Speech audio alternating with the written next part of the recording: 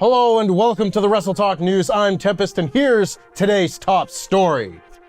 AEW president Tony Khan is known for being a completely level-headed individual, which made it all the more shocking when he took to Twitter, X, this week for an extended tirade. While most of his posts weren't anything more than trying to get some people riled up, such as a picture of spray-painted text reading "bald asshole," a picture I have absolutely saved to my camera roll for when someone in this office pisses me off, some got eyebrows raised within his own company, such as saying John Cena and The Undertaker drew less than 1 million viewers for the first time ever. In a new report from Sean Ross Sapp of Fightful Select, SRS said, "We're told by several within AEW they were surprised that Tony Khan's tweet about Undertaker and John Cena drawing less than 1 million viewers ended up going out." Sean then went on to say in his report that of the people Fightful had spoken to, there wasn't any real concern over the posts, saying most of the reaction reflected that of social media, either thinking he shouldn't have tweeted it at all, or thinking it was him having fun with a situation that didn't favor him. Another pointed out that right after the tweet, he announced the series of matches for next week's Dynamite while people were on his profile. And just for anybody wondering, it was further clarified that TK doesn't have to have his tweets okayed by anyone,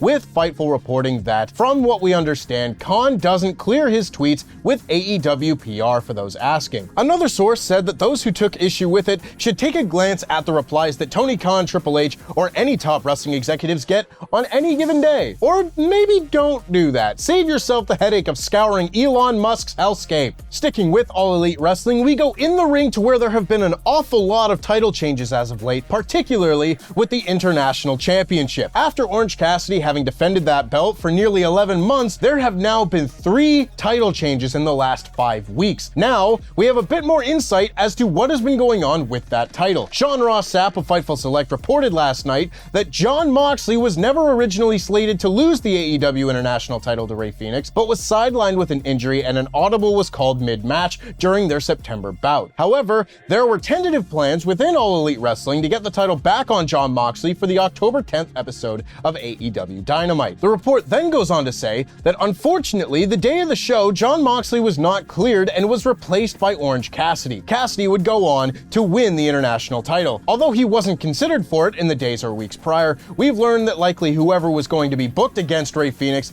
likely would have won the title. We also found out the reasoning behind this title change in particular and why it had to happen now. As the report states, according to sources close to him, Fenix is facing visa issues that will have him out of action on AEW TV. We aren't sure the length, but the decision was made to move the international title that was never set to be on him in the first place. Rey Fenix won the title at Dynamite Grand Slam and defended it against Jeff Jarrett and Nick Jackson.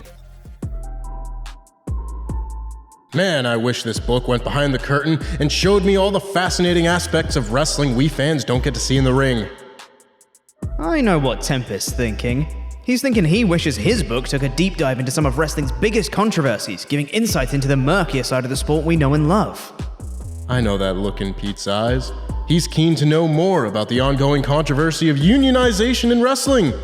And his right eye is even more keen to delve into the issues that have shaped the modern pro wrestling landscape. Man, Tempest is really staring at me. Wait, maybe he's wishing his book critiqued wrestling's institutions and was more of a testament to those who fight not just inside the ring, but outside the ring too. Huh. I wish I could read. Gentlemen. God? What? No, guys. It's me, Dave Bradshaw, the voice of British wrestling and, nay, the world. I've been listening to your internal monologues, and I think I have the answer to all your prayers. Told you he was God. Get WrestleTalk's brand new book, Wrestling Unmasked, straight from the pages of WrestleTalk magazine. Wrestling Unmasked is a must-read for all wrestling fans. Head on over to Amazon to pick up your copy now by clicking on the link in the video description below and prepare for your understanding of the wrestling world to be turned upside down. Luke, your book is upside down. Never mind. While WWE's reasoning for loading up Tuesday's NXT was very much to stick it to AEW and Tony Khan, as Luke mentioned in yesterday's news, it obviously goes deeper than that. I'm referring to, of course, the impending WWE media rights negotiations for both Raw and NXT. With SmackDown recently agreeing to a 5-year deal with NBC Universal's USA Network beginning October 2024, attention now turns to the gold and red brands, with WWE clearly looking to maximize both's worth ahead of negotiations. But could part of that negotiation also mean the unthinkable happening, that being the over 30-year tradition of Raw airing on a Monday night coming to an end? Could we instead be looking at Tuesday Night Raw or Thursday Night Raw? Just doesn't sound right at all, does it? Well, according to Endeavor CEO and TKO overlord Ari Emanuel, that could indeed be the case. Speaking at the Bloomberg Screen Time conference, Emanuel discussed the rights negotiations for WWE and the UFC, noting the value of both brands due to the lack of an off-season unlike other sports, while also labeling Raw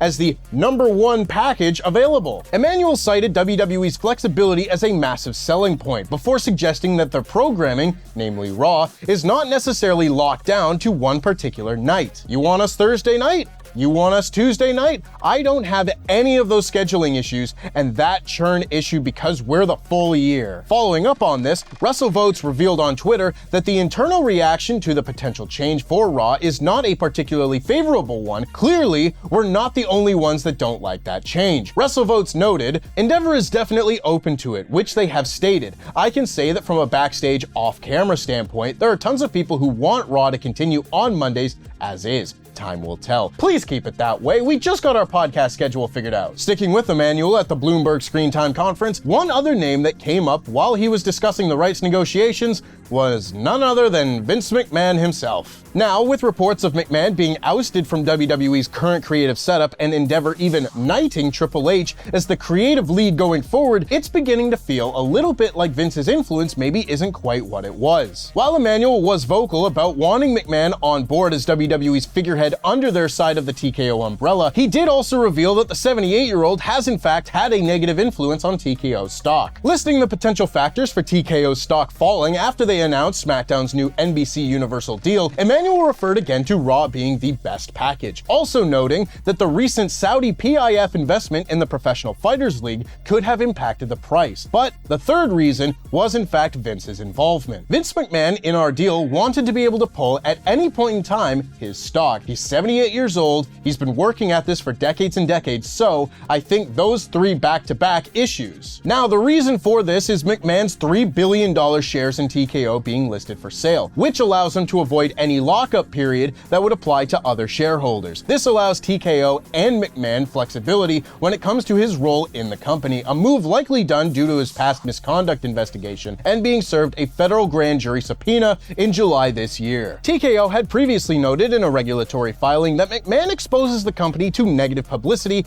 and/or have other adverse financial and operational impacts on our business. This all begs the question how long McMahon will indeed last in this new look company going forward. He's also 78. And no amount of mustache dye can hide that. While Vince has retired and unretired in the last year or so, another WWE star may be looking to hang up her boots and gloves. I'm talking about former UFC and WWE champion Ronda Rousey, who despite being listed as a Raw superstar on WWE.com at the present, looks ever increasingly unlikely to return to a WWE ring. And to be honest, she clearly seems to be enjoying her downtime, sharing pictures of herself, her daughter, husband Travis Brown, and friend and AEW star Marina Shafir on Instagram. But she would also share a rather curious and not at all subtle quote from Disney Pixar's movie Elemental of all things, seemingly spelling the end for her days in active competition, saying, "Sorry, I couldn't hear you through my retirement. Bernie Lumen, heart emoji, fire emoji." While Rousey could just call it a day on her career in general, a confidant of Rousey had recently told Daily Mail that she has an eye on a remarkable return to the UFC at their landmark UFC 30 event, which is likely to arrive in spring 2024. So who knows really? And if you come back, try not to cost us Sasha Banks this time. Sticking with stars unlikely to appear in a WWE ring again, AEW's shiniest new toy, rated R superstar Adam Copeland, has shared some interesting backstage creative creative info into one of his final contributions with WWE, that being the Judgment Day. Yes, given the success of the Fantastic Four, Finn, Dom, Priest, and Rhea, it's hard to even remember at times that it was all started as Edge's group. While the Judgment Day have grown leaps and bounds since Edge was unceremoniously booted from the equation, that's more down to Triple H's creative being far better than Vince's than anything. Regardless, one can't help but wonder what Edge's Judgment Day would have looked like had he not been rather hastily removed. Well, wonder no more, as Copeland has revealed what the original plan was for the Judgment Day in a recent appearance on Talk Is Jericho. Copeland revealed that the original plan still resulted in Finn Balor joining the group and them all turning on him. However, it was meant to come after a solid year as a collective group, not a rush turn out of nowhere. Copeland explained, "Well, then we get to Hell in a Cell, and I was like, no, we're changing everything. And we're speeding up that year-long process, and he's joining tomorrow and turning tomorrow. It wasn't long, and it was just starting to get some legs." Despite this, Copeland did admit that he felt the group weren't going to get to where they needed to be with himself involved. But it was still a bummer as he had just changed his entire look, cut his hair off, and according to Copeland, bought 30 custom suits! Sticking with scrap WWE creative plans, we finish up today with some interesting comments from a WWE star regarding a planned match with the late Bray Wyatt at WrestleMania 39. Prior to Wyatt's leave of absence due to his illness in the early spring, he seemed to be gearing up for a Mania program with the almighty Bobby Lashley. However, according to Karrion Kross, there was a time where a match between himself and the former three-time world champion was in the cards. Speaking in an interview with Chris Van Vliet, Kross revealed that despite not crossing paths on WWE TV, the two shared a great friendship dating back to his time as Killer Kross pre-WWE. This then led to WrestleMania 39 and plans that would have not only involved himself and Wyatt, but also Scarlett, Alexa Bliss, and Bo Dallas, aka Uncle Howdy. Fast forward, we were supposed to work last WrestleMania. Nobody knew that except for a collection of writers and some people in the office. We were slated to do something. We would talk for hours about how we wanted to get into it, what we wanted to deliver creatively for people, where we thought we both needed to be. Our condolences continue to go out to the family and friends of Wyndham Rotunda. And that just about wraps things up for me, but before I go, make sure of course that you check out the newest episode of No Holds Board over on Parts Fun Known, where we play Say Anything with the lovely and wonderful and very much wrestling expert, John Gracie. You won't want to check it out. I've been Tempest, and that was wrestling.